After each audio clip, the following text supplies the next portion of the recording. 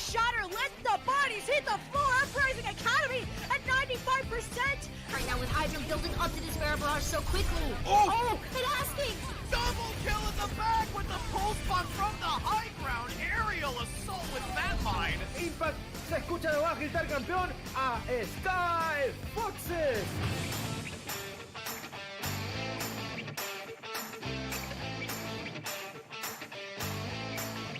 Holy cow.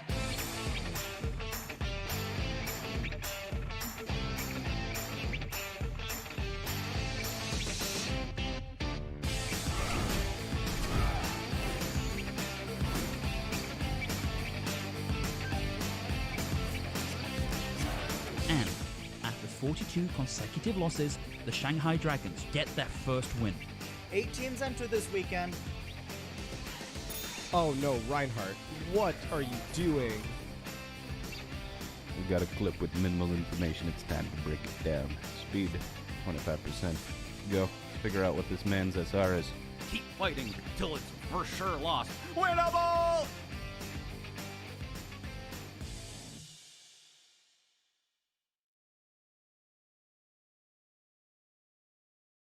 Hello, my friends, and welcome to day 2 of the NA Contenders Trials. My name is Bullskunk alongside Man of Class, and we got a good matchup coming at you today. Cratos taking on Nocturnal. Cratos looking to keep their win streak going. Nocturnal looking to find their rhythm here in our second iteration of Trials.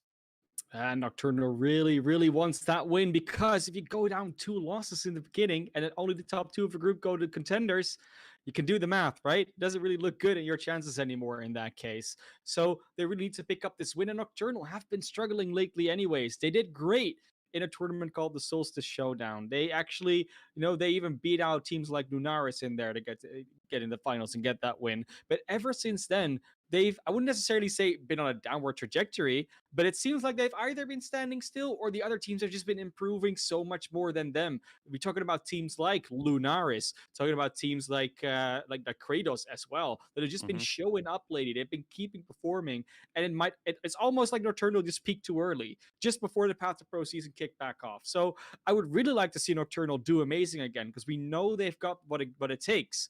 But Cratos yesterday showed that they're forced to be reckoned with, taking on Uprising Academy, and it's going to be a hard one. Well, to put that perspective, yesterday Nocturnal went down in a 0-3 sweep to Lunaris. So it's, they beat them a month ago, 6 weeks ago, and suddenly yesterday weren't able to even get one single map win. So Nocturnal really looking to pull it back here today. I definitely consider them the underdogs in this fight. Cratos looking very strong. Looking at their roster, I mean, we've got Borkin and 6 Feet who have recently joined the roster and looking like great additions in that 3-1 win against Uprising Academy there yesterday. Of course, you've got Default and Maxwell in the DPS slot. Maxwell, what a heck of a Genji. Be keeping an eye on those two all day long.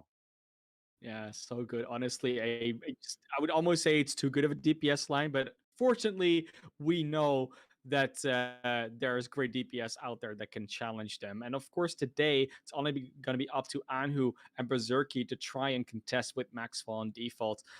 Lenathan or Nate and PG1 on the tank line have been a strong duo, and they are going to have to contend with Borkin and Krawi. And Skyward and Nox, we know that they got what it takes once again, but it just needs to come out. And especially today, when you're already down a loss, this is the moment where you got to show up, where you got to be ready.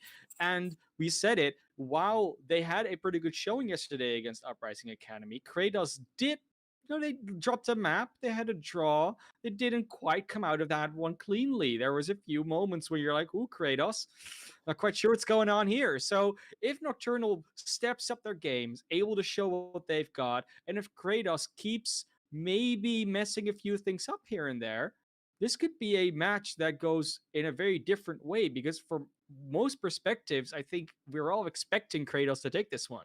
Absolutely. I know I'm certainly expecting Cratos to walk away with the W, but I mean, it's early in the week. There's definitely time for Nocturnal to right the ship, find themselves some victories here in our week 2 of Trials. We will be starting off on Ilios here And continuing down the map pool, this is a set map pool, by the way, and one where the map types actually rotate. So it's not always going to be hybrid second map and assault third map like you might be used to seeing. Exactly. They swap things up a bit, which I do like the change up. I like throwing the variety in there and keeping the teams on their toes. So after Ilios, we're going to head to Volskaya, followed by Hollywood, Route 66, and round out with Busan if we do need that tiebreaker map. Yeah, and if we even get the rare occurrence of a map 6, it's Oasis. But let's not get ahead of ourselves.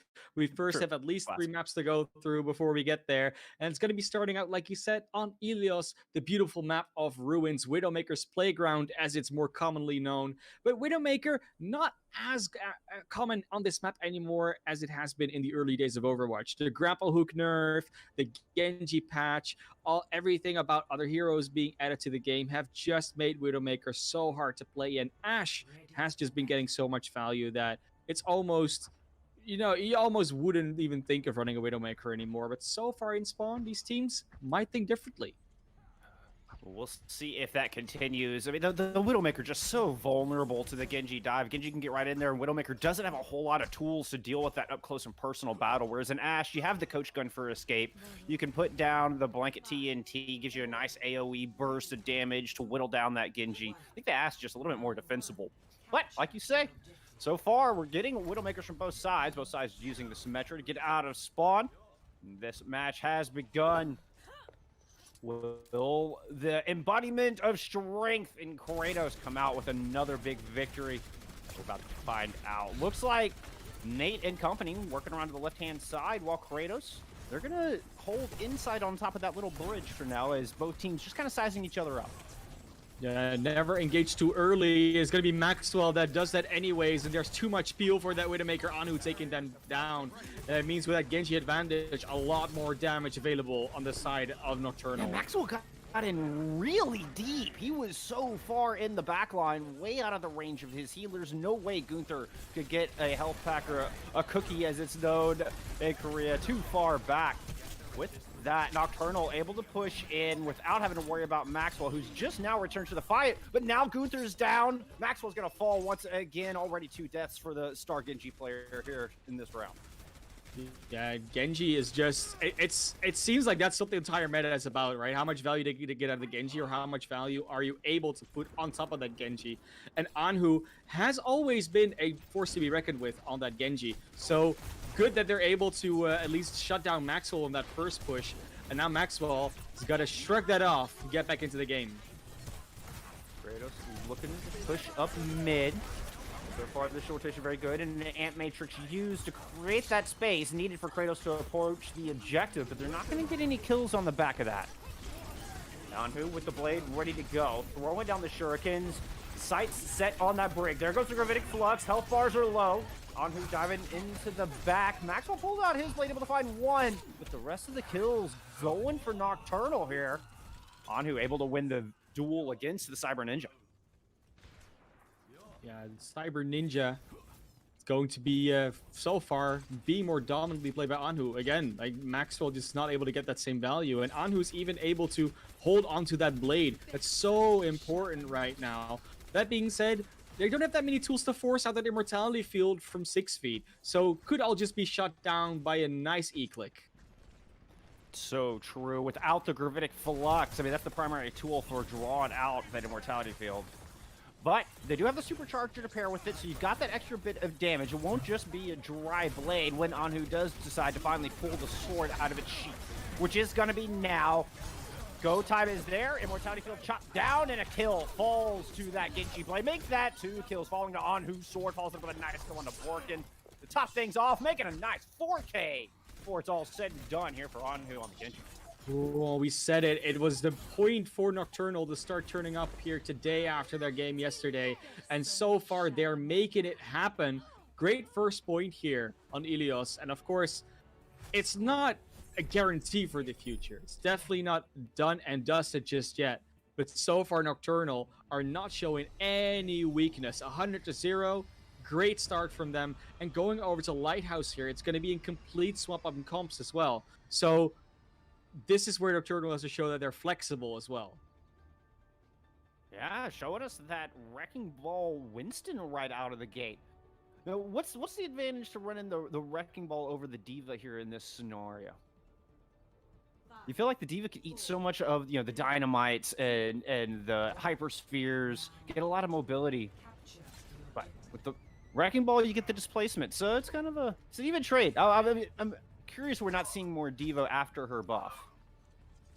Yeah, you would think you might see more of it, but it's all about the combination of all of these heroes, right? Wrecking Ball and Winston just have more consistent mobility, and that shield of the Winston's good, as well as the Hammond CC is just a bit better. Maxwell is going to get taken out by PG1 here with default trades. It's for Nox, so still even. This could be a scrappy one. Yeah, it's debatable which one would be more important, but default finding a high priority kill, and Nate without the Winston. The dive composition certainly going to struggle to confirm these kills. Wrecking Ball trying to swing around and keep hopes alive here for Nocturnal as the Tracer pushes onto the point. But Cratos, they are full force on this objective, taking down Skyward. The sustain notably missing for Nocturnal as Cratos gets first control. Yeah, Cratos so far doing better on this map than they were before, and a lot of it maybe has to do with Maxwell not being on the Tracer. Tracer's, of course, a hero who functions very different from Genji in a lot of ways, and Maxwell seems to be very comfortable on that British pistol player, really. I don't really know what to call her at this point. Anu's gonna pull out the blade, go diving in, and that's one thing Maxwell's at his disposal. Finds two before getting rocked back to spawn. Nate goes down as well, but Gunther falls to the coalescence from Skyward. There's a 3v3 left on the objective. Cratos do have a bit of positional advantage. Pulse bomb thrown in. Borkin able to fortify up, but still health bar very low. PG1 cleaning house on the Hammond. PG1 on the Hammond seems to be a refreshing look. Once again, Nocturnal's, of course, playing just completely differently from last time. The only real same hero is Anu on that Genji. And Anu keeps finding value as well. The only problem they're going to have is that they don't have any ultimates in the bank. At least not as many as the 6 that are ready for Cratos here. They should be coming out swinging. Yeah, and with the combinations to boot, starting with the pulse bomb, but Maxwell dies along the way. The pulse bomb does not connect. Bob thrown on the point to initiate the fight here for Cratos. Mines go down in the very back, trying to isolate default from the rest of the team, but it doesn't seem to phase him one bit. Picks up one with the Bob, finds one with the Viper. Gunther getting into the mix as well, and Cratos get the flip right back. Yeah, while they were trying to focus on the back line, the front line just powered on through Cratos, burning 4 ultimates, but getting that fight win. And because they get it so convincingly, they know that there are not going to be any ultimates built up on the other side, so they're still in an even place. Despite it being such an expensive fight, typically you don't throw 4 ultimates out and are still up in the ult economy. Kratos managing this beautifully. Reading the ultimates on the other side extremely well. Nate diving in, does have the Primal Rage, and is going to go ahead and pop that. Use it to escape the Gravitic Flux. I believe Berserky got caught, and that knocks it on him, finding some kills along the way. Oh, and now Default's in trouble. Nate's going to take him down as he was pushed all the way into the gazebo. Borkin went to try to help out, but no such luck. Found nothing but death awaiting him in the gazebo. And as soon as that fight splits up, it's all about the dive. Nocturnal can just run them over part by part. You need to stay together if you're playing that sustained double shield. And if the dive gets on parts of you and not on your entire team at once, you will just lose.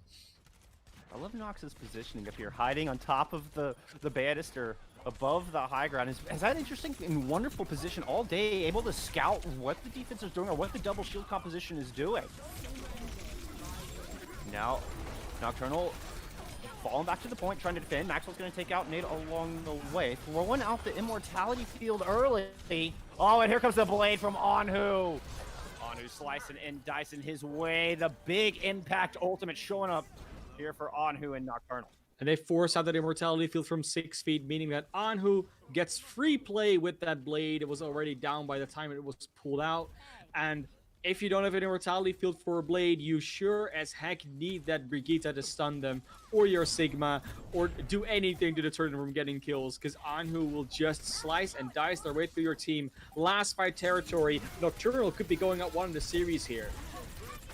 Definitely in prime position, 97% on the board. Kratos does get the touch, initiate the overtime.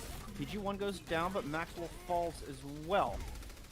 probably switching over to the D.Va, moving on to the objective while the rest of Cratos is sitting up on the high ground. But Nate pulls out the Primal Rage, is going to toss Cratos in all directions. Flailing about, throwing out those big Winston fists and finding himself a kill along the way. Skyward getting into the mix, takes Gunther out, and that's the big counter to Anhu. Anhu no longer has to worry about that shield bash, able to just freely move in, find 2 kills. The Tracer won't last long, and Nocturnal with a convincing mapped 1. What a surprising turnaround for this team.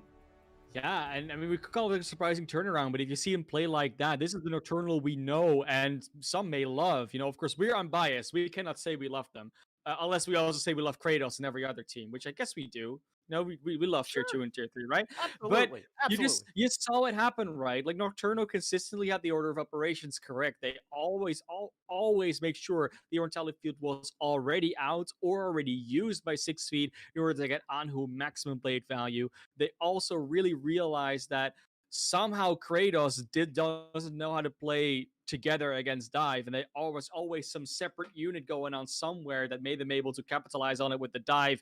They have the speed boost, they have the mobility abilities. Why not abuse that and just run circles around Kratos? Nocturnal showing up big in that first map, but of course they still need to win at least 2 more. Well, they just need to win 2 more, period, in order to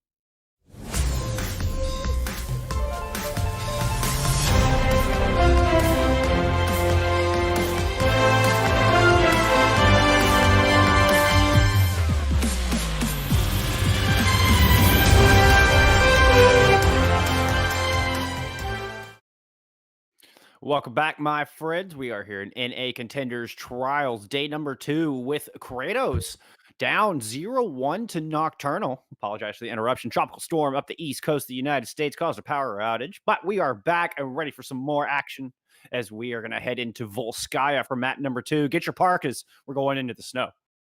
Oh yeah, it's gonna be. We talked about it before the break, before we went out. Of course, Nocturnal is up 1-0 off of the back of a solid double barrier performance, but most importantly, a very good dive performance versus that meta comp of Kratos. So, Vitvolskaya being a map that we both think is really going to be a map where you can run that again. We can keep doing something with dive.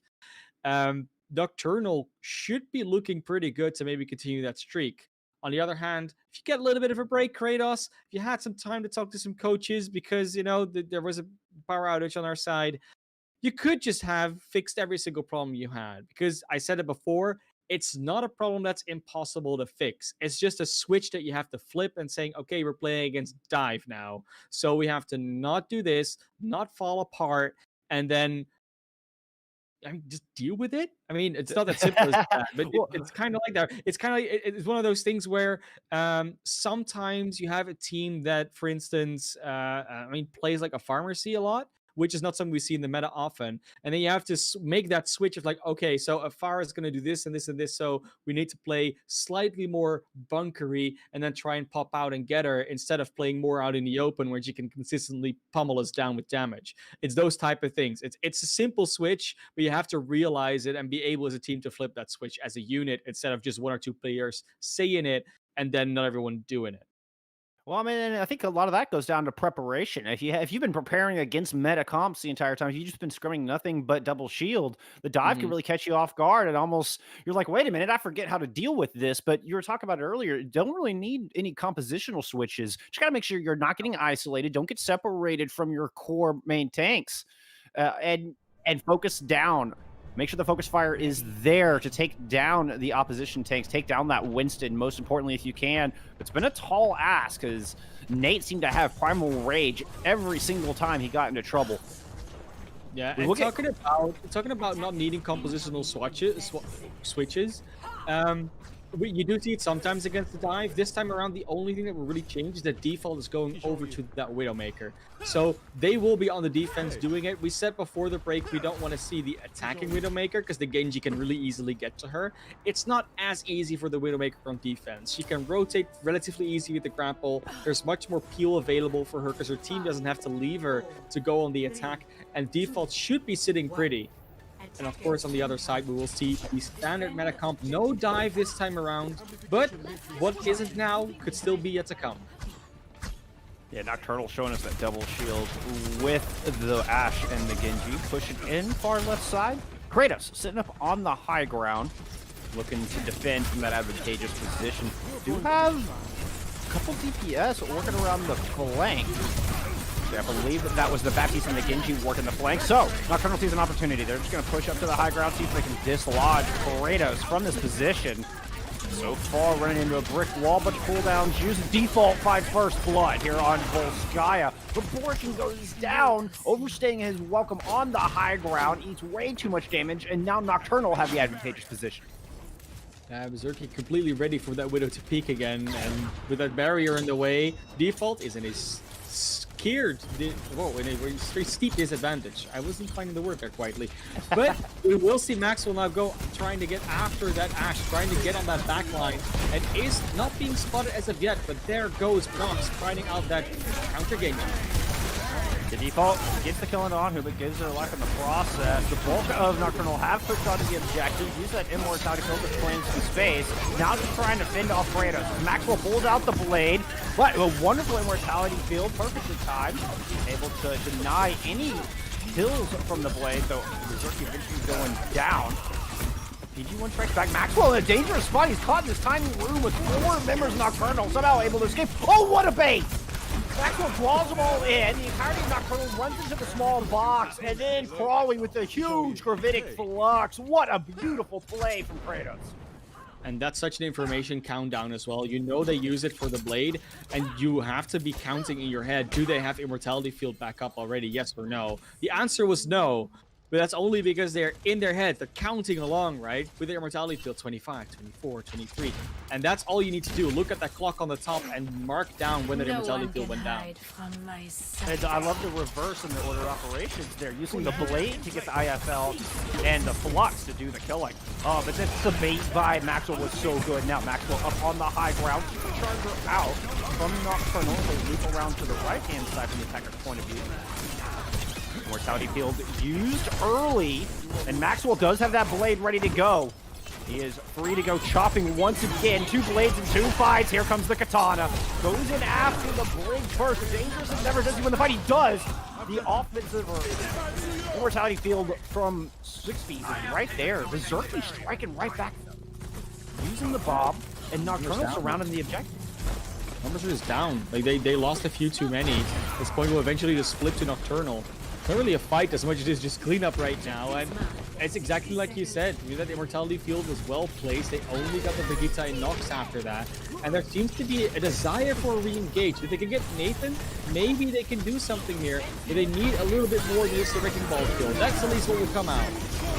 Back at the start, Gravitic Flux from the other way, but PG1 gets stunned out of it, and now probably free to respond with one of their own.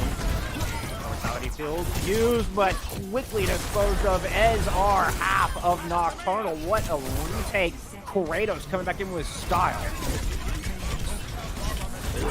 Coming back in, but not down yet. This fight is going to keep going because 20 seconds. There's no time for the reset, and On who wants to go ham. Ooh, Anhu trying to take matters in his own hands. Does get 2, but Maxwell responds in kind. And now it's a 3v2 on the objective, though a small opportunity for a power play if Nocturnal can get here quickly enough. But this is going to be final fight. We're in dwindling seconds. Oh, the stagger kills. Disastrous for Nocturnal. They needed to come back as one whole. They did not. They stagger onto the point one at a time. Easy cleanup for Cratos. Yeah, even though Anhu gets that double kill, Maxwell's able to get 2 of their own without a blade. So no advantage gained, and they were never in a position to properly soft or hard reset to abuse their spawn advantage. Nocturnal couldn't quite push it through, but still they got some percentage on the board, and we've seen Nocturnal have good holds on Volskaya. I remember casting a game not too long ago in that time period I spoke about that they were doing so well, and they actually just did, and they did amazing there. I think at some point, Lenathan on a wrecking ball actually got a triple kill environmental on the side of Volskaya when they went into that side room that a lot of attacking teams do on the left side of the attacker's perspective. So a lot of potential here for Nocturnal to do that same hold. And it looks like potentially we'll see the Widowmaker coming out of attack, and it's all about how Anhu chooses to deal with it, because it's not incredibly hard as long as you don't get headshot. And I'm curious at how Borkin and Krari are going to approach. Again, if they try to take the high ground, you could leave Default in a very vulnerable position. But if they stick to the low ground, the ability to peel is there. Nocturnal going on the defense now with Metacom. No big surprises here. We're not seeing any major swaps. Zerky sticking with the Ash. 2, 1. Alright, gates are open. Kratos heading on to the attack. Looking if they can even up this series, needing only 66% to take map 2. Default is indeed on the Widowmaker, and they're going to approach on this left side. This is so standard, and that will also probably mean that we see the standard Anhu Genji going on the side, looking for that Widowmaker. Not quite yet. It's actually going to be the Genji of Maxwell that goes around the side, trying to get behind them and spam shurikens in from the back, and will be met by Anhu as a result. Yeah, now Default is just free to push up the far right-hand side. This is a much better position for that Widow to be in than just sitting in main. And Mortality Field out early, and Nocturnal putting pressure down, coming down the stairs and just looking to take the fight right to Kratos. Going down the IF there. Oh, no, and trying to take it down. Crawley he was focused on the IF and didn't acknowledge the 4 members of Nocturnal directly in front of him. Default does respond, get that shot in from across the way. Dinks the head of at least a body shot on Anhu, who had the blade ready to go.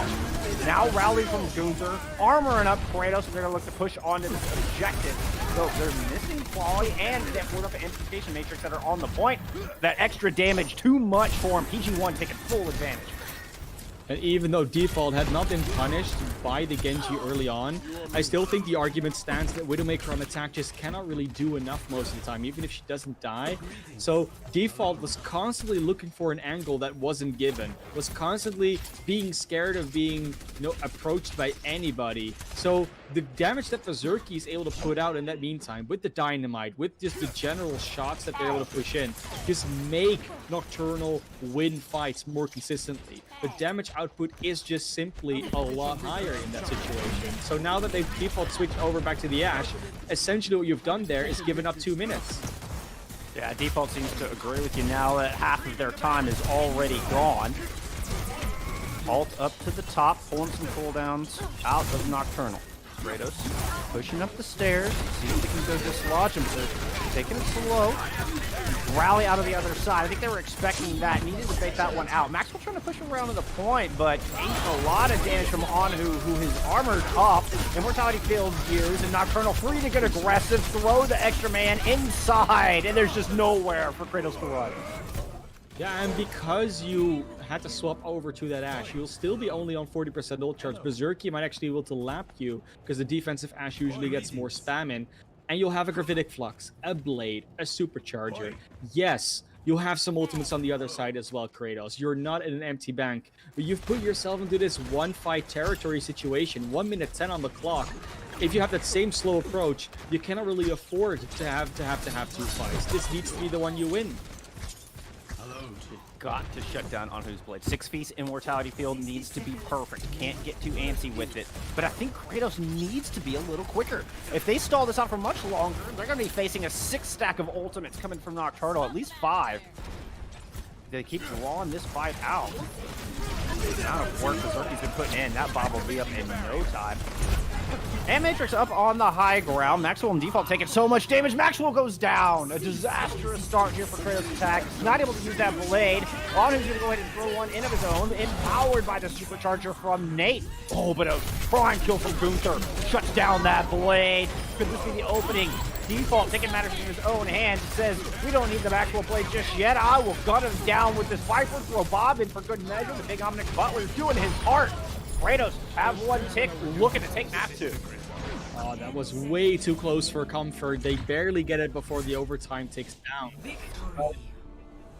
If that blade hits, if that blade from Anu hits there, that is just over. I think Nocturnal just wins that fight there, wins that map. But because the Graphitic Flux is so well timed, there's no extra follow-up and support coming out from the side of Nocturnal. And Anhu just gets nothing with that blade, unfortunately. So there's just Gunther as well for shutting that down on the brig. Sure. That was a big heads-up play from Gunther. There's a lot of like micro plays that are being made very well there. But if you look at Kratos, it's something we said before we started this series. We were talking about what did Kratos do yesterday, and they made some, I would say, maybe some questionable or maybe not optimal picks sometimes on maps. And with this Widowmaker, they almost put themselves in the same situation where they don't set themselves up to win. They set themselves up to fail.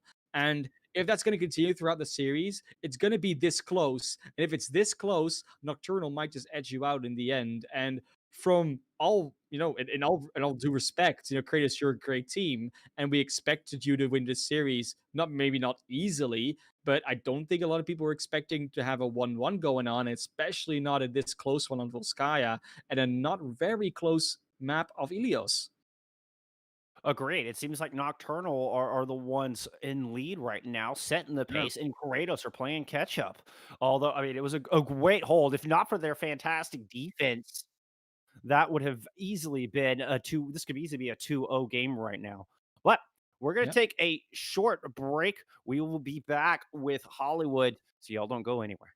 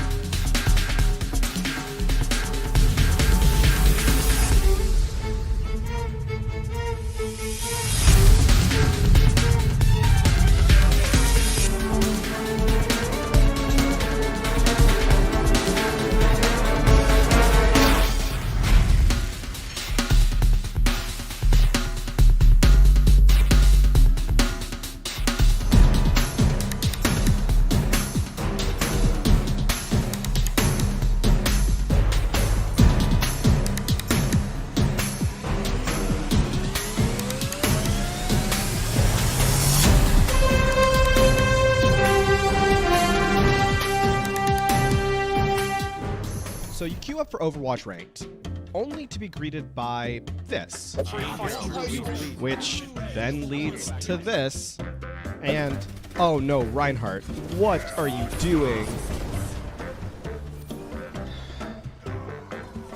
The solution? Elo Hell pickup games. Hey, you know what? Just what you're doing. Oh my god, it's huge!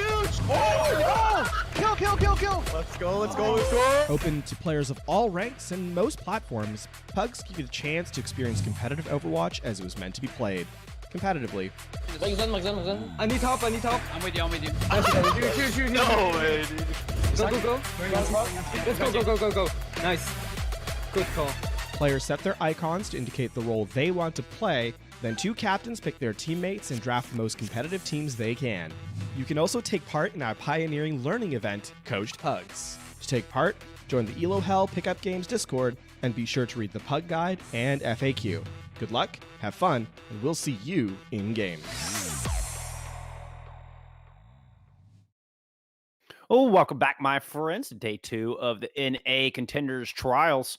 We're all tied up 1-1 at the half here in this matchup between Cratos and Nocturnal. Nocturnal looking strong. I mean, putting Cratos on the back foot a bit, forcing them to come back and steal that Volskaya map. And Yeah. This team of Night Owls, well, they're not asleep right now. They are up and ready to fight.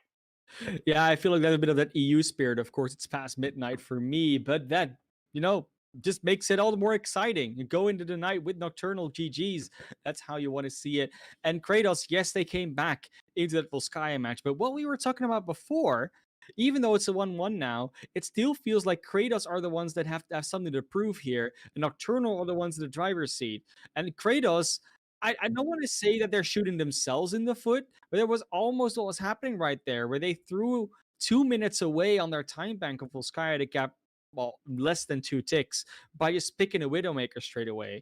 And while Widowmaker can work, default wasn't getting the value, and after 2 minutes then swapping to the Ashe, they barely got that Bob online in time to clutch out that last fight. And of course, 2-minute mark is the one we always talk about, but it's still a risk you don't want to take. If everything relies on that Bob coming online, that's not something you can plan. That's just something that happens to be the case in a situation. Well, when you spend half of your time basically wasted, you might as well just come out the door with 2 minutes and start it on the correct characters. Sure. Or at least the optimal characters, as you put it. I think that is the diplomatic way to phrase that. Correct. It's just the characters that you're more likely to get the value out of, right? Like we talk about meta and everything, but we will go to Hollywood here, which is another map that we haven't yet seen in this Trials week. It's going to be... for me, Hollywood always feels like it's going to be a question of how the teams play around that high ground, especially on point A, but also on point B. And so far, teams have had the tendency to sort of kite around each other on the high ground. They'll both have control over the high ground on attack and defense at various times. And it's all about who catches out one of the DPS or a support soon. The tanks are usually fine until later in the fight. Yeah, just looking to punish those rotations is typically what we see from the teams. Right now, Nocturnal sitting on the high ground. Just looking to defend it as expected here on point A. Cratos right now just doing a little poking and prodding through the choke. Not really anything happening. Like now they walk downstairs and then it's up to Cratos to be able to walk up to the high ground. This is exactly what keeps happening all the time, but now Nocturnal might be called out because they're underneath Cratos, and Cratos can rain down damage with that dynamite. Bit of that dance that you were referring to earlier, and like you said, Cratos with the advantageous position and taking full advantage of it. As Nate finds first blood. Oh, the Zerky getting in the mix though. Nox finding a pair as well, and just fighting on the low ground. Nocturnal hanging on tight. And they just stood there with open arms and received their gift of, not Kratos flesh. Very nicely done. Nocturnal being able to rotate down. And this is, you can kind of see why they want to rotate down. They want to create a situation into which Kratos has to walk into a choke. And the first choke here is good. You can spam a little bit into it, but that stairwell is like a third of the size of the width. So you can do so much more damage when they walk into that stairwell. Cratos going to avoid that altogether this time. They just passed to the low ground. Maxwell pulling out the blade first. Anhu's going to do the same. Sword fight on the point. Anhu goes down to a TNT from default. That's the Brig and the Genji missing from defense. Maxwell in the back trying to punish the Zerky. Super low does get the headshot with the Shurikens. Amplification Matrix and Bob on point. Going to allow Cratos to pick up this first objective. Cratos here, finally being able to push through the ranks of Nocturnal. Don't even need a lot of ultimates for that, only the DPS ultimates ready and the Amplification Matrix. But that does mean that Nocturnal will have a few more in the bank, especially that Bob, those tank ultimates, going to be pretty important to use. And yeah, I mean, if you have all that extra DPS ultimate over your enemy team, that means your DPS output would theoretically be higher. One more thing. Extra man available for Berserky because of that. Kratos do have the flux ready to go. They're going to go ahead and drop that out to initiate this fight. Nice shield is going to protect Bari from the incoming accretion rock. Bop's run out from the defense on the low ground. Oh, and Borkin's going to be careful. Down low was getting swarmed. He's going to throw down that supercharger to try to fend off the onslaught. Gunther dropping down to help out there. Arisa throws down the rally, throws down the mace to the face. Kratos pushing through Westworld. Gunther has been so good at recognizing exactly when they need to go in, who they need to peel for, and also when to use those abilities. Gunther is just playing the Brigitte on a very good level at this moment, and Nox isn't quite able to manage that same output with the peel. The fact that the PG-1 was able to be taken down relatively easily before the Immortality field even came out, that's I wouldn't say that's the fault of Nox, but it doesn't bode well for that backline. No, it does not. Ironically enough, your Brig absolutely has to heal, but Gunther will not be able to do that any longer. At least not in this fight. Anhu finding the shots, taking him down. Maxwell does have the blade online compared to Anhu's 70%. Remember, they used those simultaneously. So Maxwell finding a lot more accuracy and a lot more damage with those shurikens. And I believe Kratos is just going to wait for those cooldowns to come online before they drop down and strike. They're really waiting for Gunther. They don't want to go in without their Brigitte. They want that peel. They want their Ash to feel safe on the high ground. There is the initiation finally. Nice. It's ready to flux though. We're going to go ahead and get Anhu's blade, able to build that up. Amplification Matrix invested as well. Anhu chops through two members of Kratos. Berserky finds a farewell as well, sending Kratos back to the drawing board.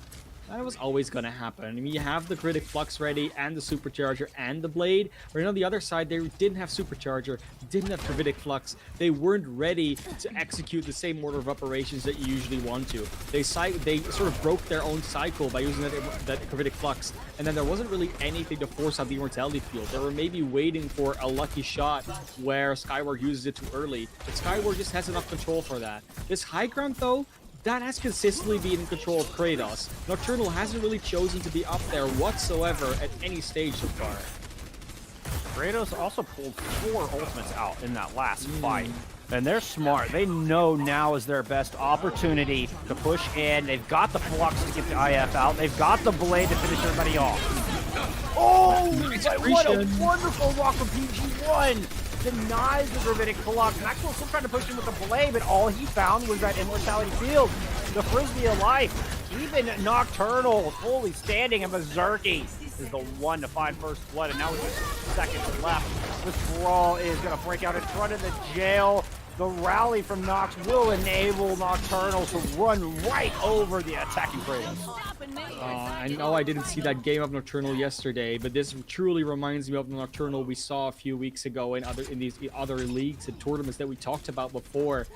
PG-1 hitting a rock like that was common. That was not a one-time thing. They're just very accurate at that. And Berserky and PG-1 were always great at using the off angles, being able to put out that damage on the side. And it's good to see that Nocturnal is just on form today. Rolling windows of opportunity here. Everybody's got double damage staring down the streets of Westworld. It's a showdown indeed. A showdown Kratos is going to opt out of. As they got the rally up, extra armor, trying to rotate around to the side. So all you're going to pick up the flank angle while the front line pushes down low. Maxwell going back trying to build up the rest of his blade. 86% of the way there, but he's got to watch out. Anhu has one already online, ready to go. Anhu's going to wait for that supercharger from Nate. We'll see if the patience pays off. Nope, can't be patient any longer. Got to go ahead and pull it out. Got to try to get something done here. Going to dive onto the break, take them down. Orchid falls as well as that overtime wick starts to burn. Nocturnal absolutely drawing a line in the sand and not allowing Cratos to pass. Maxwell doing his best to cut through, but it seems to be a lone effort. He's just joined by the big Omnic Butler on the point, but it's a 1v3. That's a matchup he will not win. It's such a good defense from Nocturnal, despite them not really using the high ground with most of their team. And that's actually pretty indicative of the meta right now, where that high ground, especially on a map like Hollywood, where it's such a high ground, it's so far away from you, you don't really need to be up there as a team. You might be able to use a high ground like the county jail that we see here on our left, maybe the high ground of the saloon, balcony, that corridor you have on the side. I'm just losing the word for it. It has a better name. Balcony's good. Yeah, Balcony's good. the walkway, whatever.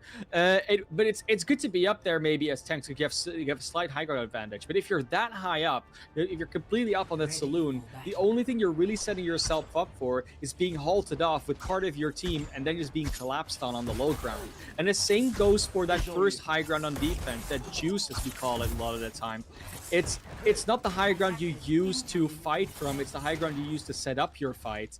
And Nocturnal just recognizes that. They don't even care about the high ground most of the time. They just sit around the card, they play the objective, and they make Cratos come to them and just catch them with open arms. We saw it happen on point A, we saw it consistently happen in the street space. Yes, they made a few mistakes here and there, they were able to be capitalized on, but so far, their control of where they position, their control of where they make Cratos go, is just very much indicative of how much in control they are in this match so far. Well, and that position is so important. Where you have the high ground, you can determine when you want to fight, but it was Nocturnal determining the where, and the where ended up being far more important on Nocturnal's defense. Now going on the offense, hoping that great goal will be enough for them to take a 2-1 lead in this series. Cratos just sitting up on the high ground, raining down that spam damage. Got the default already put in 40, make that 50% worth of damage, halfway to Bob, compared to the Jerky's 11 on the other side. Cratos making life difficult for Nocturnal as they try to rotate around through the stairwell. Understanding this map so well. And Maxwell, meanwhile, was being chased by Anu, and Anu's like, yeah, you're not gonna get away. Oh, I guess did a mega in time. I think Anu was being like, I'm gonna toy with this for a while, but they couldn't. Maxwell got away, but don't know what's going on. Wow, this is happening, Wolfgang. It's a 5v5. Yeah, meanwhile, on the front line, Nocturnal grabs the high ground, throw up the amputation matrix. It's been a back and forth. PG1 hoping to turn the tide with a flux and does take Maxwell down, who was 89% to blade. The rest of Cratos forced to retreat back to the point. Hopefully they can respond. They have managed to whittle about $130 off the clock, but now giving up so much position on this objective. Gravitic Flux coming in from Croy, trying to wall it back into this fight. But overwhelmed. There's no way Croy. How does he survive that? Maxwell coming in with a blade, and Anu has one both find a kill. Anu eventually drops in. Cratos fighting tooth and nail to hang on to this point. They won't be able to though, and it's all about, again, it's all Nocturnal. It's all the way they play around that high ground, not actually using it themselves, but making Cratos think it's a good idea to hold up there, making Cratos think that it's an advantageous position.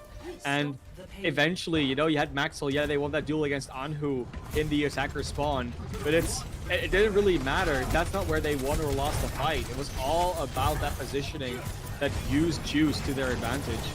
And use that stairwell to her advantage to spam into. Now we'll see an aggressive hold come out from Cratos here, and they might have a good shot here, but they need to not overstep their boundaries. Charger coming out from both teams, and Cratos do indeed tie it back. Put the pressure down and fall back behind the safety of those flight cases. Supercharger enabling the amplification matrix to come online from Skyward now, which they're going to go ahead and throw down. 16 spawns in time. It's Anhu The roll and the shuriken, double damage, landing shots through, putting Cratos right back in their place. Yeah, so far, Anhu does have to seem to just be better at the Genji at this moment. Not just because the team makes more space for them, it's just the general value that Anhu seems to be finding with the blade, with the general, Genji Shuriken. Yes, that 1v1 against Maxwell they lost, but Maxwell hasn't got a blade right now. Anhu does, and they bladed at the same time on point A. That's the difference you're looking at right now. 70% ultimate charge. Close, yeah. Good news for Cratos is they do have a rally probably coming up on the Gravitic Flux. But EG1 has one of their own. Rally comes out early in the fight for Cratos.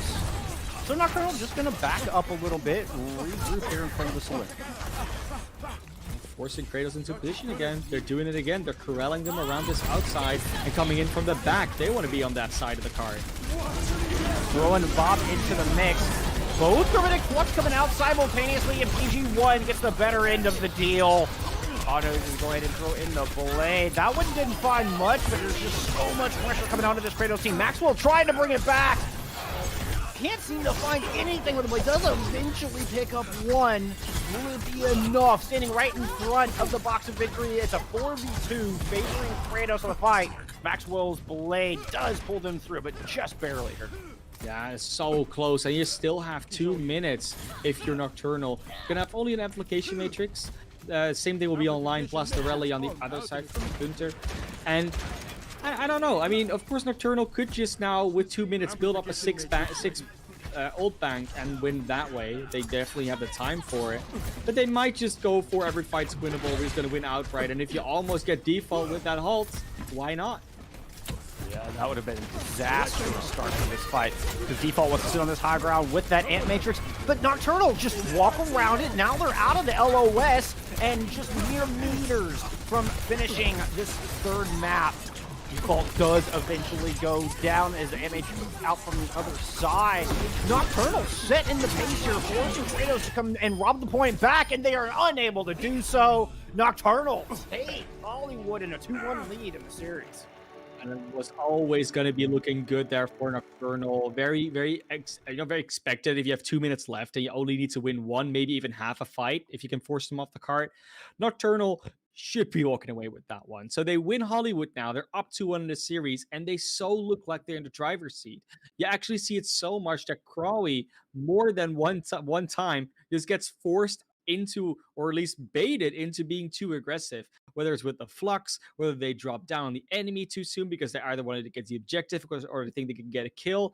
It's really often that Crawie gets isolated and focused down as a Sigma, and that's not the hero you see that happen with often. It's usually like the Ashe, maybe the Brigitte or the Baptiste, but not usually a tank. The tanks are usually together, and if they're together, it's really hard to get either of them, especially when the supports are behind them. So you want to dismantle the squishies and then go for those tanks just for the cleanup. Doesn't really seem to be the way that Kratos is approaching this. They're sending their tanks in because maybe they even think the tanks cannot die, but they are consistently proven wrong by Nocturnal. And when you're 2-1 up now in this series, you go into escort, and we see how well Nocturnal plays around the objective and sort of baits high ground positions. Route 66 is a map where that very much comes back into play. Yeah, absolutely does. I mean, it goes back to the where. Nocturnal 100% controlling where these fights are happening. We saw there at the end of Hollywood, Default sitting on the high ground with the Ashe, trying to put damage down through the Ant Matrix, and just sat up there way too long, seeming almost a couple steps behind. If they had done that, 30 seconds sooner, they might have been able to deny the position for Nocturnal. Instead, it seemed way late. Nocturnal easily avoids that damage. And then it's up to Kratos to come dislodge them off the objective. And they stagger onto the point one at a time. I mean, it wasn't quite one at a time, but it certainly wasn't as a complete 6. Yeah, and it wasn't just that instance, right? They consistently are able to bait out something from Kratos or move back and then move around. They're always putting themselves in that advantageous position. And the rotations, it's something we always come back to with Overwatch, whether it's dive, whether it's goats, whether it's double barrier, whether it's this Genji Ashe double barrier meta, rotations. And obviously what we mean by that is just the fact you make sure that your team and even your players move to the right position, whether it's as a 6, whether it's at separate units, because that rotation makes sure that you get into that right position. It's a direction of movement that you make in a certain tempo, so at the same time. And the other team has to respond to that by either counter rotating, holding their ground, or rotating back into you. There's like all these different options, and the way these teams dance around each other is really what that concept describes. And Nocturnal seems to just have mastered that, at least in this matchup. Absolutely. They're punishing those rotations left and right over and over again. I'm looking forward to Route 66. Like you said, there's this opportunity for this to happen again. I'm excited to see how Nocturnal approach it. And we would end this series talking about Nocturnal needing to play catch up to Kratos. Wow, that has certainly not been the case. It's just 100%. turnarounds. 100% turnaround. And that just makes us reconsider potentially the power levels of this group, because Kratos, they're coming off of a very hot run in the last events that they've been doing. Nocturnal sort of almost soon to be on a downward spiral. And then the matches they had yesterday, Kratos winning against Uprising Academy, just still widely considered to be, they're an Overwatch League Academy team. They should be, have some sort of cachet in that. And then also looking a bit shaky maybe at times, but then again, they still won. And Lunaria is just sweeping Nocturnal with the 3-0. You can understand where we're coming from. So now that you see those results and then you see this match happen, you've got to wonder how the power levels of this group are going to shake out. Maybe Lunaris is just the team to beat in this group, and Nocturnal, they're just like a step above everybody. So it's not surprising that Nocturnal would lose. And then, Kratos and Uprising Academy, you might even have to reconsider where Uprising Academy comes out. Maybe they're like completely at the bottom. So this match might be very telling for what we can see in the rest of this Trials week and who will actually make it to Contenders.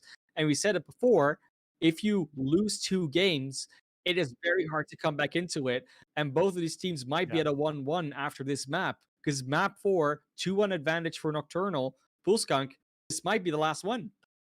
This absolutely could be our final map. I mean, Nocturnal came out with a vengeance. I think they were angry about not finding a map win yesterday, because they seem determined, focused, and very coordinated so far in our first 3 maps of the series.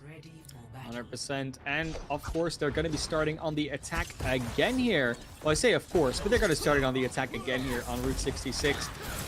Will be on the defense, the start for Kratos. And they're not changing anything. They're not changing their approach. They're thinking the comp is not the issue, and I would tend to agree. I don't think the composition is the issue. All the issues we've talked about so far have all been about execution, not about heroes being incorrectly picked or maybe not being optimal, aside from Volskaya.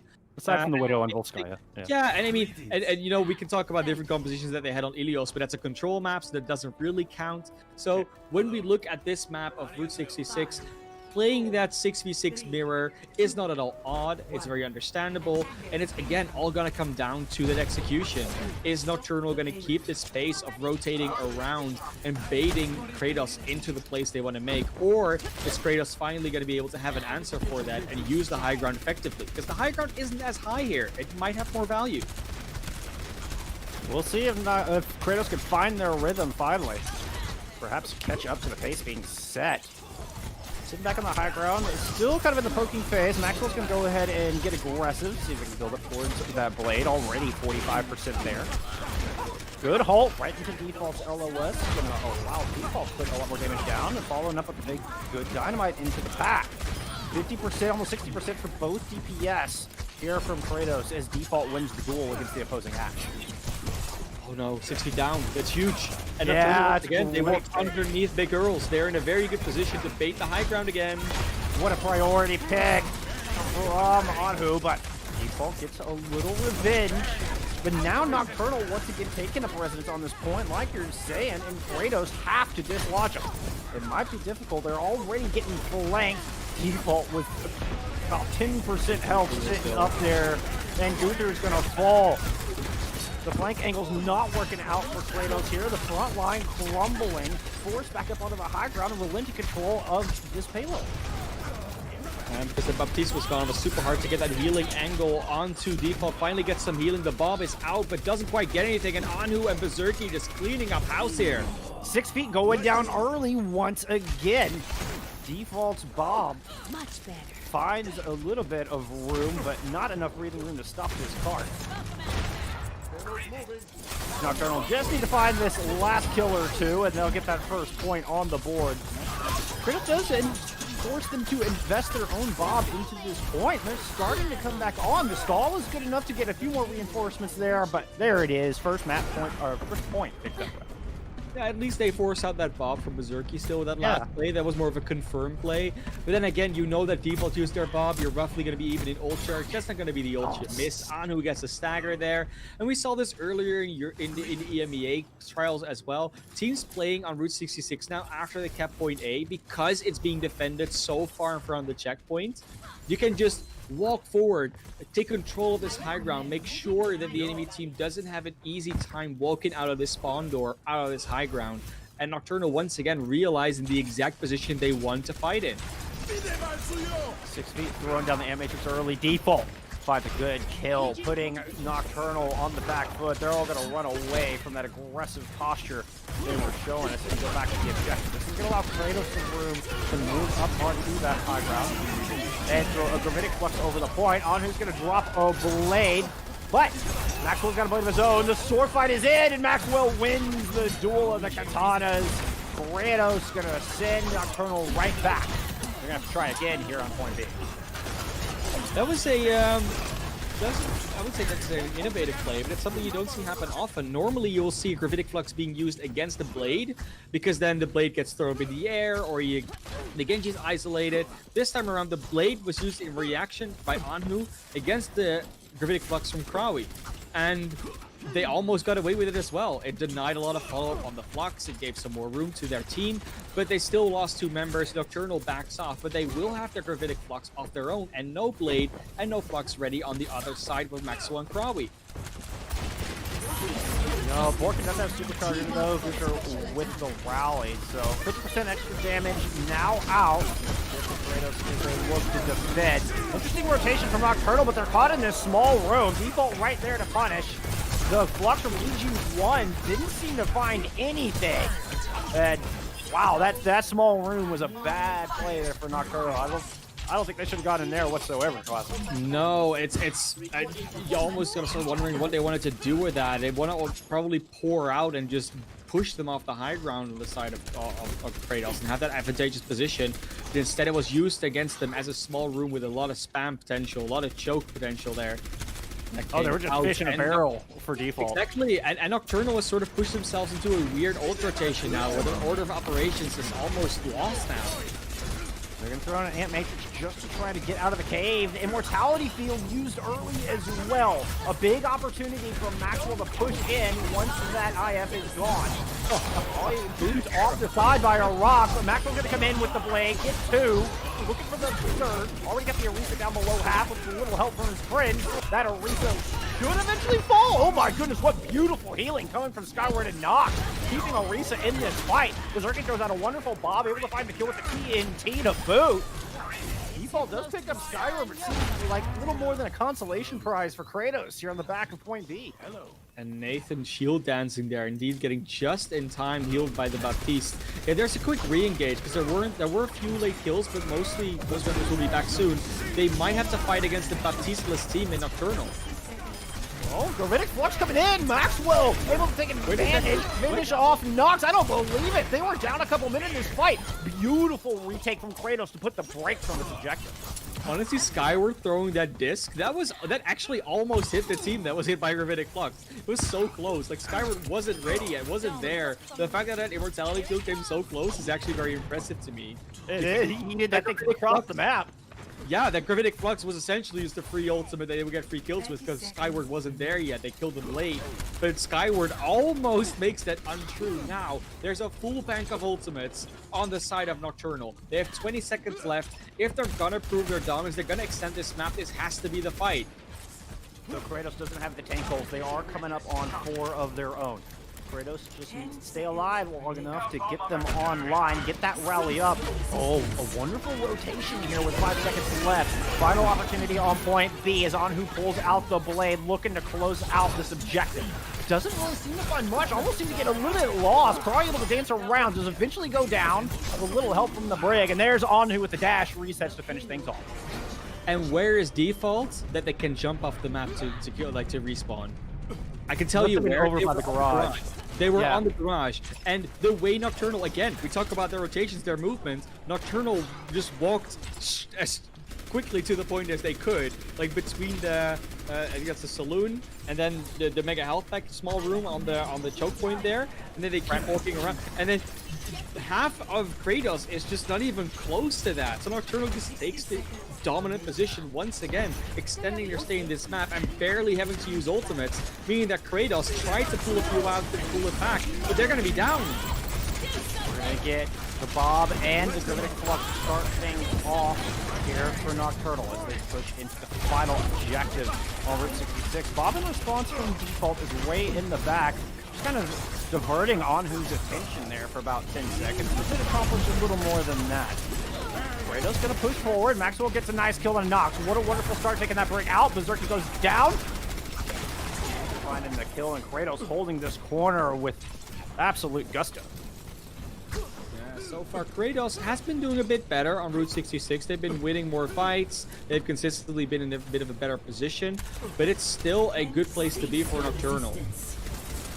Look at the ults. This is going to be an uphill battle for Nocturnal. They're going to need a Herculean effort in the mid-fight. And they're going to overcome this Gravitic Flux to start things off. And now with just 2 members of Nocturnal left, here comes Maxwell's Blade to help chop them down. Round 1 complete. Second checkpoint was reached. Card got around that first corner on third, but that's not a distance you often see not reached on Route 66. First point holds are relatively common sometimes, so they do happen. Sometimes on second, but usually the card does get into third and very close to the last checkpoint. That's where we most of the time see teams battle it out in overtime. And going into this attack for Kratos, we know what they have to do. I mean, we've been saying it all the time. They have to not get baited and have to be aware of the positioning of Nocturnal, predict their movement a bit more, and also just play together as a team in that movement rotation style themselves. They're getting baited out a lot. They're setting themselves up to get, well, 1v2, 1v3, 1v4, 1v6 sometimes, and that's just not a position you need to put yourself in. It's unnecessary. I know you want to get the off angle with the Sigma. It's very understandable, but choose the off angle wisely. Recognize when you need to rotate, because Nocturnal will consistently be coming for you. And if you're gonna drop on Nocturnal that tries to play the objective, then drop on it as a team. Don't try and send 1 or 2 players down first and then the rest. Consistently play it together, and you have a pretty good shot at winning. Now keep in mind, my friends, Borkin and 6 Feet just joined this roster within the past 2 weeks. And I think we're seeing a little bit of the synergy not quite being there on these rotations. Why that front line's getting caught out, 6 Feet getting caught out in particular in a lot of these movements. Oh, what an aggressive hold. It's like you predicted it. Just that clockwork, it's 6 Feet going down first. And this is not even gonna fight, it's gonna be a slaughter in that train car. And so many teams choose to go in here when there's just a defense that holds up close, and every single time the team that goes in there first just gets completely destroyed by all that spam. That was a great dynamite. Nice dynamite. It was great. That was awesome. Honestly, awesome. Default. Oh, you now just Maxwell dynamite in there, right? Like, you oh, throw right it in the dome. Right in the dome. Then allow Maxwell to dive in, put Skyward in a very vulnerable position. That Gunther was then able to finish off. Oh man, all initiated by that beautiful dynamite from default. That was cool. But when we look at it, it's a minute down, and now the card starts rolling. Truth. And that's exactly what you want me to hold. Of course, you want to win a fight first, but they sort of won half a fight. They've got some ultimates coming up. Nocturnal definitely not out, and they can come back into it because not being really spawn camp, and even catching out Crawley, who's just overextending, and the Immortality Field is used. Oh, disastrous, because now on his blade, wants to get ready to go. Maxwell knows that he's got to get aggressive, take him down before they have a chance, but Nate shuts him down. No kills from Maxwell's blade. I think he was trying to get a little too rogue. Did not have the support of his team. Now on whose turn to see if he can do anything with the Katan, and does find the kill. Interesting, those reflex there. Not a problem yet. Oh, he's trying to keep this thing alive with a 2-kill flux. Maxwell able to finish off the Zerky, and when the dust settles in this scrappy fight, Kratos eventually pick up 1 point on the board. What a beautifully placed Bob by default. That's all I gotta say about that, because you're just stuck between a Bob and an Amp Matrix on the other side. You know, Rock and a Hard Plays is the common known verb, but that was just not the case. What we do see though is that Nocturnal got the forward position here. You don't have to wait and try and get out of spawn while being picked off. They've got that, but they get pulled off here. Kratos, though, not even close to getting that card in that position that this high ground battle can be taken over. They need to get there first before they can start contesting this. And Cratos definitely behind in the ult economy right now. We're looking at 5 ults online. Skyward's already on the battlefield. Just kind of forced Cratos inside to hide from that LOS. Good Hulk's going to pull the Orisa off the top, and Berserky's going to go ahead and throw the 7th man down. Big on Nick Butler right in front of the garage. Hulk able to easily deal with that. Rory, once again, trying to flank around. Stick with the team, bud. Stick with the team. Nice shield protecting from the Hulk. That was a beautiful play, but cannot survive the overwhelming amount of damage coming through. Nocturnal absolutely feeling it right now. I'm trying to think where the Orisa was. But she's coming back from the spawn. Borkin just died early there, and then they still trying to go forward. Like, Gunther and Gunther and Maxwell there were just too far forward, and Crawley tried to help them with that shield, but there's no helping them with that flimsy barrier and the entirety of Nocturnal on the other side shooting at you. So we'll have to come back in, and of course they had to invest so many ultimates on point A that now they're still down in ultimates. It's still Nocturnal in the driver's seat. And Matrix out as Kratos is going through caves this time. Rally used in that big ult bank from Nocturnal. They're all bolstered up. It's going to be very difficult to kill. Oh no, and now Kratos caught in this tiny row. Oh no! The flux into the blade is huge! PG1 and Anu doing them dirty. My goodness, you're squeamish. Look away, friends. Look away. Yeah, and aside from all the rotation stuff that we've been talking about, which has been really good from Nocturnal, the thing that we haven't really touched that much upon is their order of operations, because it keeps switching up. This, again, it's not first the Flux and then the Blade. They use it at the same time because that Immortality field only works when you're on the ground, when you're in it. So in the sky, if you have the damage burst, you just take the targets down before they even can get immortalized. So great heads-up play from Nocturnal, just executing in a slightly different way. Good news if you're Kratos is you will have the ult advantage coming in this next fight. 4-2, nice ult from Borkin to pull the entirety of Nocturnal off the high ground. Nocturnal forced to just kite back and regroup here a little bit. Well, at least they do kite back, and that cart's rolled all the way back, so they'll get at least one more fight after this if they engage this smartly. Oh, just another example of the excellent positioning Nocturnal has shown us all day. They're going to throw down an Amplification Matrix countered by Crawley's Gravitic Flux. It does get Skyward's Immortality Field out. Bob's thrown in from both sides as well. Maxwell does have the Blade online. Could be the ticket. That's the one we're keeping an eye on here to push Kratos forward. They just have about 85 seconds on the clock. Maxwell's Blade going into the back. Takes down Nox immediately. Looking to get PG1. Just narrowly avoids the rock. Actually getting a 3 kill with that Blade. Exactly what Kratos needs. And once again, we saw that Immortality field being forced out from Skyward. And again, we saw it happen earlier on Volskaya. Maxwell, maybe it's Maxwell, maybe it's someone else. They're keeping excellent track of that ability of the Immortality field. That information that they're gathering is still very much on point. And they're getting super close to completing this map. 2.5 minutes to get only around the corner here. Very hard to hold for Nocturnal. It kind of feels like they needed to hold you 1 second.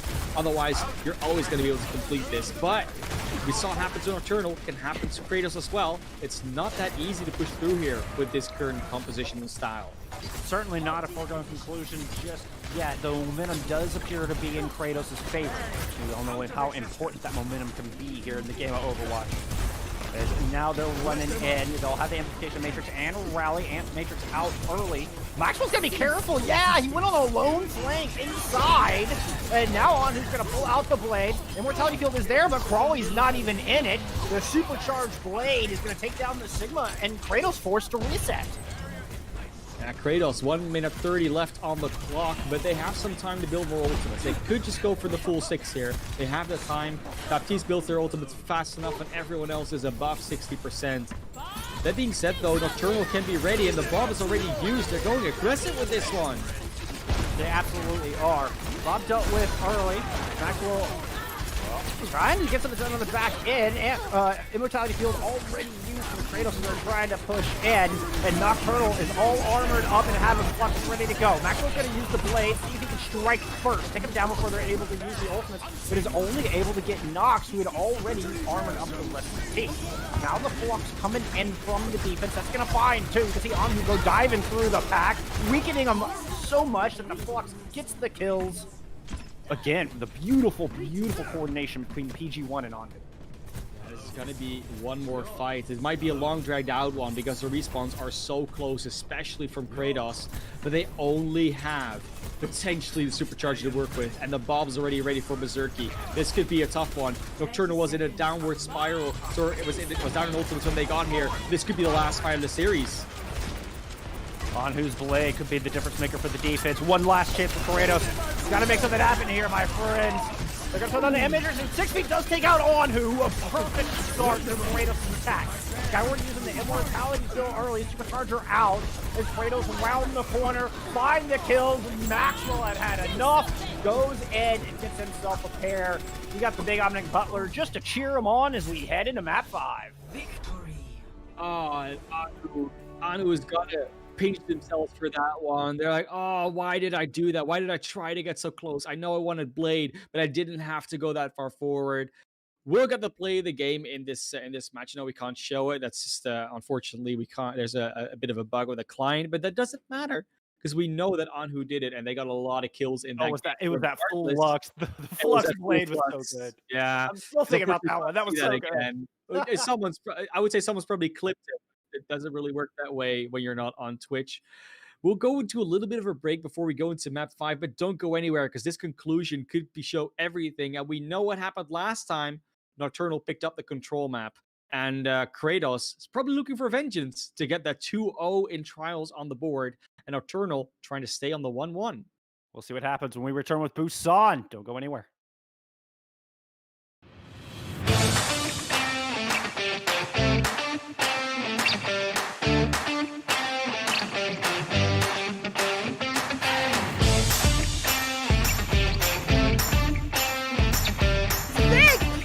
Academy, they lay down the shatter, let the bodies hit the floor. Uprising Academy at 95%. Right now with Hydra building up to this Bear Barrage so quickly. Oh, and asking. Double kill in the back with the pulse bomb from the high ground. Aerial assault with that mine. Impact, se escucha de abajo gritar campeón a Sky Foxes.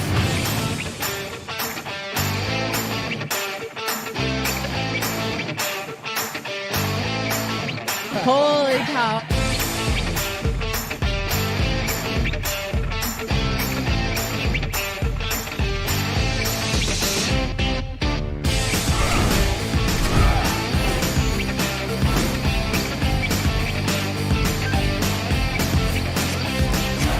And after 42 consecutive losses, the Shanghai Dragons get their first win. 8 teams enter this weekend. Oh no, Reinhardt, what are you doing? We got a clip with minimal information. It's time to break it down. Speed, 25%. Go. Figure out what this man's SR is. Keep fighting till it's for sure lost. Winnable!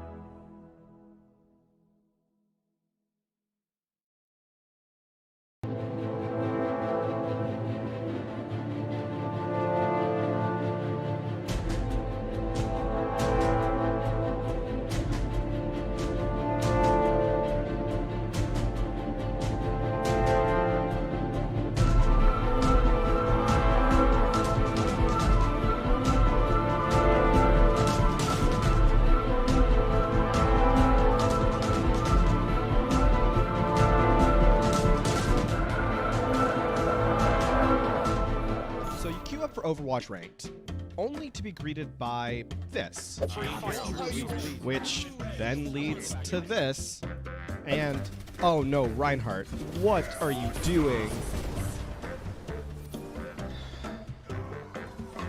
The solution? Elo Hell pickup games. Hey, you know what? Just what you're doing. Oh my god, it's huge! Oh! Kill! Let's go! Open to players of all ranks and most platforms, Pugs give you the chance to experience competitive Overwatch as it was meant to be played, competitively. I need top. I'm with you. Shoot. No way, dude. Go. Let's go. Nice. Good call. Players set their icons to indicate the role they want to play, then two captains pick their teammates and draft the most competitive teams they can. You can also take part in our pioneering learning event, Coached Pugs. To take part, join the Elo Hell Pickup Games Discord, and be sure to read the Pug Guide and FAQ. Good luck, have fun, and we'll see you in-game. Welcome back, my friends. We are here in day 2 of the NA Contenders Trials. Man, this one has been so close. Absolute back and forth. We are tied 2-2, headed to our tiebreaker of Busan here with Nocturnal and Cratos. Yeah, and when we look back at this entire series, 2 things have stood out. Nocturnal's the only one that has really tried something different before, which was dive, which was on control, which they won. Which was successful. Yes, sir. If we go by the transitive property, you know what we usually do? We follow the same logic, say, so we're going to Busan, which is in a lot of ways comparable to Ilios without the environmental kills, which you can also run dive in pretty well, which, 1 plus makes Nocturnal's just going to win. It's not that simple. Of course, we still have to play the game. We're not going to say, "Oh, just forfeit, you win." But it's something to keep in mind that when you're on control maps, teams usually have one of those things where they either win or they lose. And Nocturnal just seems to be the team that wins on control in this series versus Cratos. So Cratos has to really show that they have learned from that first control map and can now go back in to the second one and actually win out the series, because they have been clawing their way back. They've always been on the back foot, never been up, only been down in maps. And starting here on Sanctuary, it's probably the most neutral ground you can get in terms of control maps for these 2 teams. Yes, sir. And I think if we head to Mecha Base for round number 2, it will favor Cratos. They don't want to see downtown if Nocturnal wants to run that dive. I think Cratos could have the advantage, but they have to execute. Default has to keep landing these shots, and Croy and 6 Feet need to make sure they're sticking with the rest of the team. We are going to be seeing Cratos potentially change something up. Maxwell might actually be going on the Tracer. We saw him doing a little bit on Ilios, and it wasn't bad, but it was just not as great as the execution that came out from Berserky and Anhu on that Genji. We'll actually potentially see this Widowmaker Tracer matchup, and usually that has been going in the favor of Tracers in the past, because they can just get on top of that Widowmaker and take them out. Seems to be the equal matchup, Tracer and Widowmaker on both sides. Now that is something we don't see quite often. But last map in the series, Bullskunk, who's gonna make their dreams come true? Well, and neither team brings that winning condition of the big blade. So it'll be up to the individual mid-fight performance here from the DPS. Nocturnal looping around to drum side. Cratos just took the direct approach right up the gut, right onto the objective. Rig off on the off angle with Croy. Croy able to find that kill. Anhu in the back trying to pressure down Default. Can he win this duel? It may not matter, because the front line of Cratos has won their fight, picked up control. I think Default's the only one that went down, though. So if Anhu can stick in this back line and consistently spawn camp Berserky, spawn camp Default, it could be interesting. It could be fun to see. The Tracer just spawn camping the Widowmaker. And, Berserky's not going to have that issue because they're walking out with their team. Maxwell, 85% to the pulse bomb. Yeah, there we go. Almost gets him. Exactly what happened. Look at you, the prophet here. Start calling you number 5. I don't know if you've watched Umbrella Academy, but you seem to know the future, my friend. Now both full clubs ready to go as the fight's working out right on the objectives. Getting Nocturnal's used first on to Borkin. Nate there to finish off the kill. PG1 taking down Gunther. Fight picking up control first. Now Cratos just trying to stall for as long as they can. I love that realization from Anhu as well. Like, wait, I took out the Widowmaker, nothing else died, my entire team is dead. There's no point to me trying to go to objective. I might as well just spawn camp the Widowmaker. Because who are they going to send back? If they all walk away, my team just takes the point. Either way, seems to be a win-win for me, and it turns out that was exactly the case. Now going back into this one, ult advantage is not really for either team. They both have something to work with. And win-win. Anhu won the duel. His team won the point. That is a very good win-win for Nocturnal. Cratos looping around through Drum this time about. They do have the Infrasights out, so they know Nocturnal are sitting on the point. They also know Tracer looking for that flank on that left-hand side. Combating. Amplification Matrix is out. Both teams available to do double damage. And this time, Default is aware of Anhu's tricks, keeping a sharp eye and landing sharp shot. Beautiful kill onto Skyward. Takes the Immortality kill out of this fight. PG1's going to respond with the Gravitic blocks. Rally used from Nocturnal as well. Meanwhile, Default winning that duel against the back line. No longer have to worry about that flank angle, and so Cratos can push in, take over this point once again. Oh, you know the Widow is there. Skyward going down to that Widow is kind of inexcusable. You don't need to have that angle. You don't need to be in front of her, and it seems like they were just a bit too late. And where we've been praising Nocturnal's rotations, over here that was a bit lacking. Default also hitting a beautiful shot onto Anhu, by the way. Like that Tracer, hard to hit. So good job on them. It was like a soon-esque one. I remember that one, like ages ago, but gonna be still the Tracer going after the Widowmakers on both sides. Anhu is not deterred, still just taking the fight directly to Default. They can win that one. While Maxwell seems to be focused. Oh, what a stun! Beautiful play from Nox.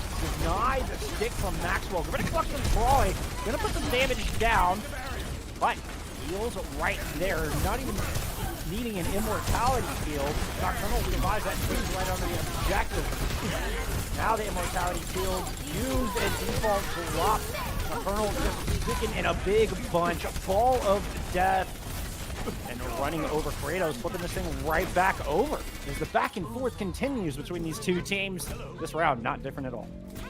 And I love this realization as well from Berserky, where they're like, what am I really doing on the Widow over here? You know, I could just be, if I'm going to stand with my team all the time anyways, I might as well play Ashe. Because if I'm only worrying about the team fight, then I will do more damage and soften up those targets way more with Ashe. My ult will be more impactful as well. So why not switch? Very intelligent swap. I think that's going to get more value, and Default will have to hit these headshots if they want to make this Widow worth it. We're looking at the last fight territory here as both Hitmakers come down right in front of each other. Default proving the value of that Widow there. Takes Nate out of the fight early, throws Infrasight down. Cratos know exactly where Anhu is on that Tracer. A beautiful shot. Oh, wow, Default!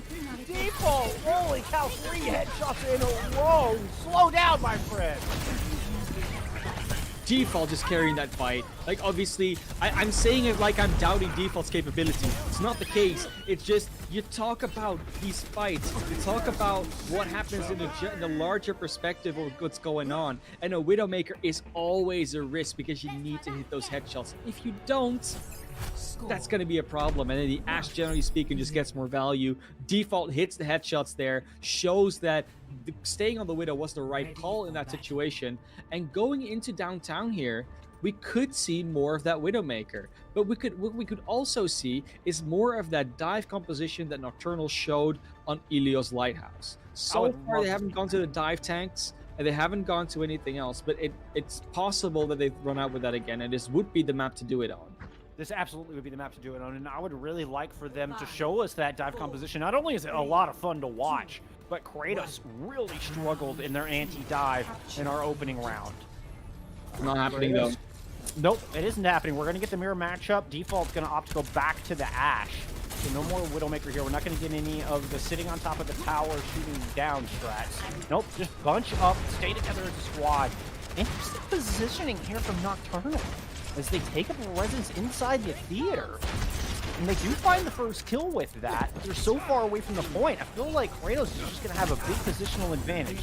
So Nocturnal's going to rotate up to the high ground All right, now they're going to drop down on top of him. Cratos looking a little confused, like they didn't know where they were coming from, and falling one by one to the onslaught is once again Nocturnal showing off their exemplary position.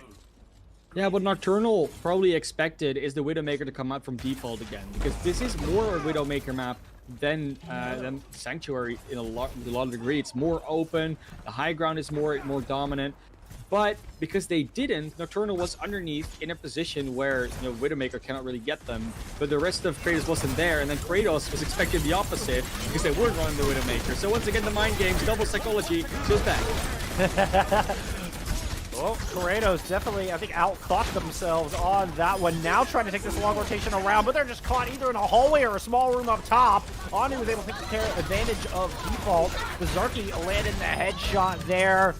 He said, your Ant Matrix doesn't matter to me. I'm still getting the kills. Your Frisbee is no good here.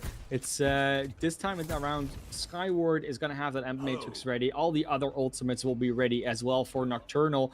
And with 54%, they only have to win 2 fights in order to win this out. And Kratos is not going to overuse their ultimates if they win one of those fights, because then they'll be down and they'll almost lose this map for sure, just based on sheer ult economy. Speaking of, though, Nocturnal can't overuse their ultimates either. They're looking at a full 6 bank. Don't everybody press Q at once. You're going to have to win 2 fights here. We need to see some of that discipline right here and now for Nocturnal to hold on. Bob thrown in to start things off. Maxwell goes diving in and takes Under out first. DG1 responds with the Gravitic Flux, but the DPS of Cratos getting work done. Once again, pushed into the same hallway, but a much different result this time as the shots land. Rally comes out from Nox, trying to keep them in this fight as long as possible. And it should allow for Nocturnal to get 99%. Yes, they will hit 99%, but Cratos will get the point. Yeah, but you said that, Nocturnal cannot really overuse ultimates because then they might lose, but they have 2 minutes now to get a fight win. So they just have to not use ultimates and drag ultimates out of Kratos in order to establish a win condition. And 2 minutes is usually that time bank that we say this is what you need. So Nocturnal not sweating yet. They only need to win 1 fight and they'll have 2 minutes to do so. They did hold on to that super blade. It alone can do so much work. Turns her out, and here comes the blade. Gravitic Flux from the other side gets interrupted, and Anu's able to find 1. Borkin picks up a pair of kills, though, on the Orisa. The 1-man advantage for Cratos in this fight. Maxwell able to pick off Nox. Nothing in the ult bank right now for Nocturnal, and they're just going to have to... They will be able to reset. Like, once again, they drank everything out of Kratos now. They'll still have even ultimates. It'll be Supercharger and Bob versus the Amplification Matrix and the Flux. And usually speaking, the Flux gets more value than the Bob and the Supercharger combined. Although they can put out a lot of damage together, it's usually relatively easily shut down. Well, I'll be looking at Maxwell. The amount of work this game has been doing, that blade will be up in no time. I suspect they're going to say Supercharger. Nope. They're going to use the Supercharger to help Maxwell build up towards the rest of that blade.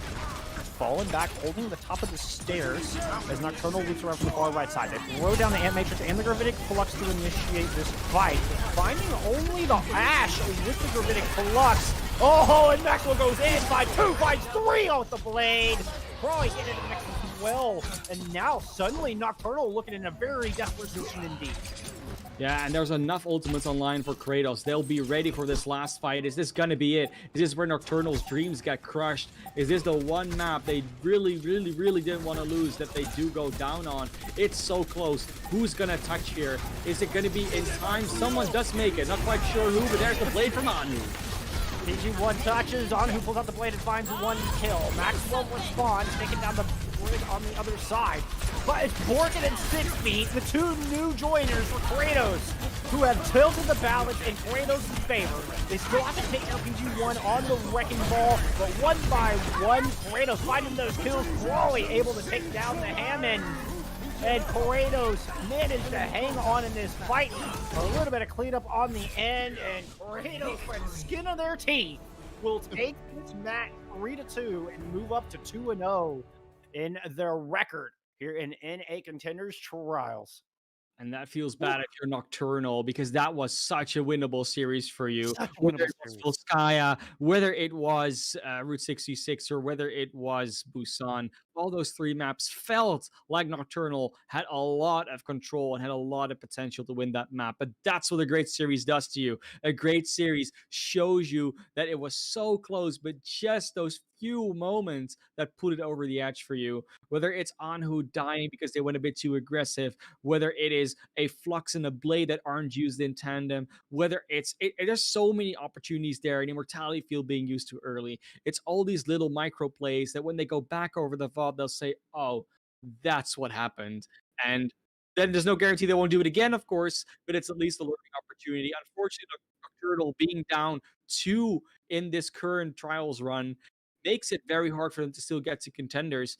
But Yeah. I am sure that they're going to come back with a vengeance for the next one. I don't suspect them to fall out of form anytime soon enough to not make it to trials again.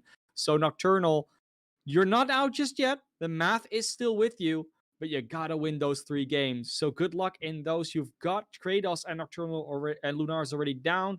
That might have been your best 2 opponents. We of course cannot predict.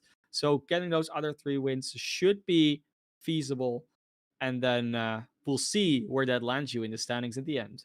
Well, it wouldn't be any fun if we knew the outcome already, right, Classy? If we could just put them in a list of the 6 teams for each region, or each group, rather, it wouldn't be any fun to watch these things go to map 5, to watch Nocturnal show us something really special here today. I mean, absolute mastery of positioning and rotations, looking much, much stronger than we have seen him in the past couple weeks. Kratos showing a little bit more weakness than we have seen in the past couple weeks, but I think if they a little bit more scrim time, a little bit more practice with the 2 new additions, Kratos still a force to be reckoned with here in trials.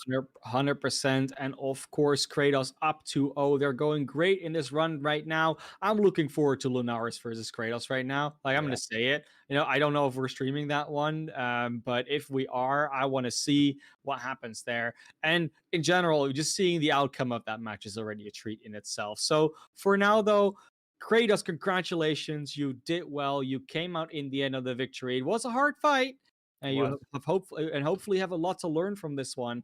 But you came out on top and continue your run in trials with an undefeated record. Nocturnal will have to come back and try and get those wins and maybe hope for the math to work out. But right now, that's been it for us, Bull Skunk. Yes, sir. The 3-2 victory for Kratos, but we're going to send you over to Rich Rat and Possible, who are currently casting Comically Large Crosshair versus Malibu. Malibu up 2-0 in the series, but last update in my ears said that CLC looking to take map 3. So we're going to go check out that series, see if CLC can complete their reverse sweep. So until then, it's going to be all for us. Y'all look out for each other in game and out. We'll see you next time.